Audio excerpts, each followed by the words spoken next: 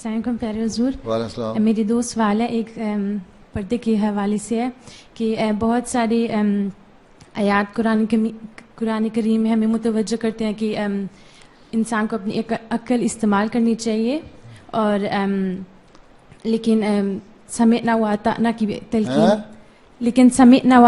کی بھی تلقین کرتا ہے. تو اب یہ سنا جاتا ہے کہ مثلا پردے کا کس کو حکم ہے. صرف عورت کو کرتا ہے، مرد کو نہیں کرتا؟ سمینا.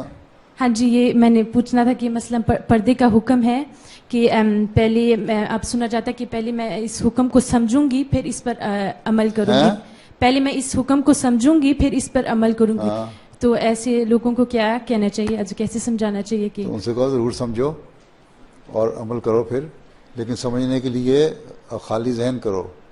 سمجھنے کے لیے تمہیں ساری اپنی بیک گراؤنڈ پتہ ہونی چاہیے کہ کن کن حالات میں تم رہتے ہو. حضرت مسیح علیہ السلام نے اس لیے لکھا ہے کہ مردوں کا تم اعتبار نہ کرو. اسی طرح ہے جس طرح کسی کتے کے آگے روٹی ڈال دو اور پھر اس سے کہو کہ نہ کھائے. جب تم بے پردہ ہو کے پھرتے ہو تو مردوں کے غلط نظروں کے اندر آتے ہو. ٹھیک ہے جی. ہاں، حضرت نے فرمایا کہ تم مجھے پوچھتے ہو نا کہ پردہ نہیں ہونا چاہیے یا حجاب نہیں ہونا چاہیے، تو میں مان لیتا ہوں تمہاری بات، لیکن اس سے پہلے مجھے تم اس بات کی گارنٹی دے دو کہ مرد تمہاری طرف غلط نظر سے نہیں دیکھے گا. دے دیتی ہو گارنٹی؟ نہیں.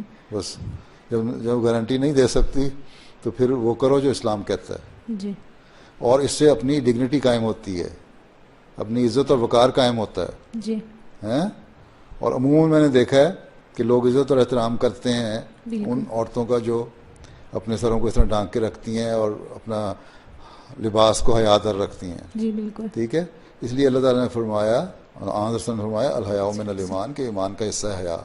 اور عورت کی حیا یہی ہے کہ وہ اپنی عزت کو محفوظ رکھے، اپنی عصمت کو محفوظ رکھے.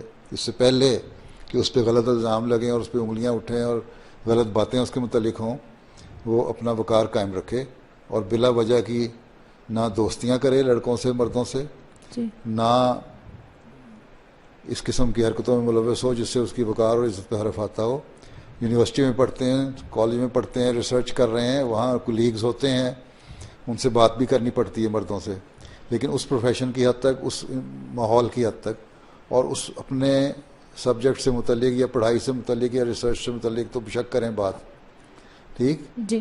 لیکن ایک بیریئر رکھ کے ان کو پتہ ہو اس سے زیادہ نہیں. یہ نہیں کہ پھر دوستیاں ہوں اور ٹک شاپ میں اور کینٹینوں میں اور ریسٹورنٹس میں جا کے بیٹھ کے گپیں ماری جائیں، اس سے پھر آگے غلط تعلیم پھیلتی ہے. جی. ٹھیک ہے. جی. اسی لیے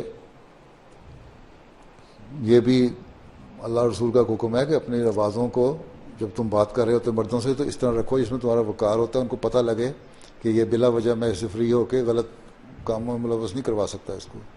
تو اصل چیز جو اسلام کہتا ہے وہ یہ ہے جذبات کا کنٹرول.